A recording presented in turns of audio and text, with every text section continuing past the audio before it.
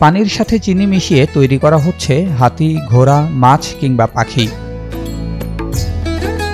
তবে এসব হাতি ঘোড়ার বিশেষ দিক হলো এগুলো খাওয়াও যায়। ৩০ বছর আগে রঞ্জিত চন্দ্র দাসের হাত ধরে এসব খাবার তৈরি শুরু হয় বগুড়া সদর উপজেলার হরিপুর গ্রামে। পরবর্তীতে তারই আত্মীয় স্বজনেরা মিলে মিষ্টি তৈরির কারখানা চালু করেন, যেখানে তারা প্রত্যেকেই কারিগর, প্রত্যেকেই প্রতিষ্ঠানের মালিক। এই ব্যবসা আমরা 94 সাল থেকে আরম্ভ করছি। আমরা 16 জনে পার্টনারে ব্যবসা করি। তাই আমরাই কাকাতো ভাই, জ্যাঠাতো ভাই, মামাতো ভাই, ভাইস্তে মিলে 16 জন। মিষ্টান্ন জাতীয় খাবারগুলো তৈরির একমাত্র উপাদান চিনি। প্রথমে কড়াইয়ে গরম পানিতে নির্দিষ্ট পরিমাণ চিনি ঢেলে জাল দিয়ে তৈরি করা হয় শিরা। সেগুলো একটু ঠান্ডা হয়ে এলে বিশেষ পদ্ধতিতে হাত দিয়ে টেনে লই বা খামির বানানো হয়। এরপর সুতায় কেটে তৈরি করা হয় গোল গোল কদমা। আর হাতি, ঘোড়া, মাছ কিংবা পাখি বানাতে ব্যবহৃত হয় কাঠের ছাঁচ। আমরা ওই যে প্রথমে মনে করেন যে 10 কেজি করে চিনি মাপাই নিছি, তারপরে কড়াই চুলার উপর তুলে দেওয়া আছে, তার পরিমাণ মতো পানি দিয়ে তারপর চিনি ঢেলে দিয়ে তারপরে যাকে বলে হাইড্রোস দিয়ে চিনির ময়লা কাটে নিয়ে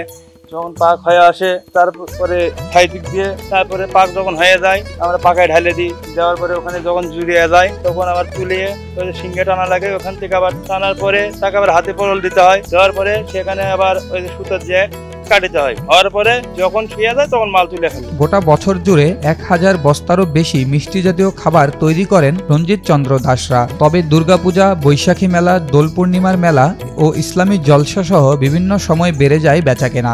বছরে টোটাল 1000 বস্তা পার। এই দুর্গাপূজার সময় যায় 250 বস্তা, তারপরে পয়লা বৈশাখী মেলা ওখানে যায় 100 বস্তা। আরো মাঝে এর মধ্যে অনেক প্যাকেটও আছে, নিতে আসে প্রতিদিন 1 মণ 2 মণ করে প্রতিদিন কাজ চলে। চাহিদা অনুযায়ী এক একটি কদমা 2 থেকে 3 কেজি পর্যন্ত হয়ে থাকে বলে জানান রঞ্জিত চন্দ্র দাস। আমাদের মালের মতো সাইজ কোনো কারিগর দিতে পারে না। গোপীনাথের মেলা তো আমাদের দোকানই বড় এই সাজ কদমা। আমরা একটা কদমা 2 কেজি, 3 কেজি, 5 কেজি ওজনের পর্যন্ত বানাই। এই চিনিরই হাঁস, মুরগি, কলস, ফুলদানি একটা 2 কেজি, 3 কেজি, 5 কেজি পর্যন্ত বিক্রি হয় গোপীনাথের দোলের মেলায়। তবে সাইট্রিক অ্যাসিড মেশানোর উপর নির্ভর করে এসব মিষ্টান্নর স্বাদ। এছাড়া গরম চিনি যত টানবে ততই সুদৃশ্য হবে মিষ্টান্নগুলো। খাটুনি হিসেবে নাম সীমিত, বেশি না। এই আগুন পানির কাজ গরম লই হাত দিয়ে টানা যাত্রার কাম বাজে। এই কাম খুব কঠিন, সহজে কেউ করতে চায় না। আমরা গরম জিনিস নরম অবস্থায় টানি তো বেশি টান খায়, টানলে জিনিসটা সাপ হয়। অনেকে ওই গরমেতে হাতও দিতে পারে না, অত টানেও না, কোনো মতো টানে খালি বালদার কাটে। তারপরে অভিজ্ঞতার বিষয় আছে, কোন টাইমে কাটা লাগবে, কোন টাইমে পাক নামান লাগবে।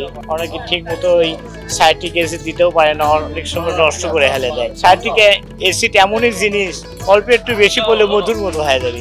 সারা বছরে আর্জন তেল হয়, মধু করেও বেচা হইবে। চাহিদা ভালো থাকায় প্রতি মেলায় কিংবা উৎসবে হাতি ঘোড়ার মিষ্টান্ন নিয়ে হাজির হন রঞ্জিত চন্দ্র দাস। বগুড়া ছাড়াও পার্শ্ববর্তী জেলার যে কোনো ধরনের মেলার জন্য ব্যবসায়ীরা এখান থেকে নিয়ে যান এই হাতি ঘোড়ার মিষ্টান্ন। বগুড়া জেলার ভিতরেই এই শেরপুর থানা, সারেকান্দি থানায়, তারপর দোস্তাছে, এই মুলামগাড়ি, এই সাইডটা বেশি, বিভিন্ন জায়গায়।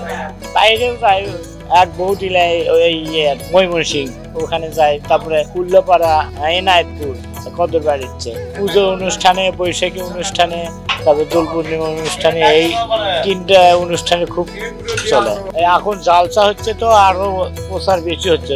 জালসা সব দোকানদারেরা নিয়ে যায় আমাদের এখান থেকে। এই কদমা খাজা, ছাঁচ চাহিদা বেড়ে গেছে। গোপীনাথের মেলা সব আসে দেখে, আমরা ওখানেই কারখানা দেই, ওখানেই বানাই, ওখানেই বিক্রি করি।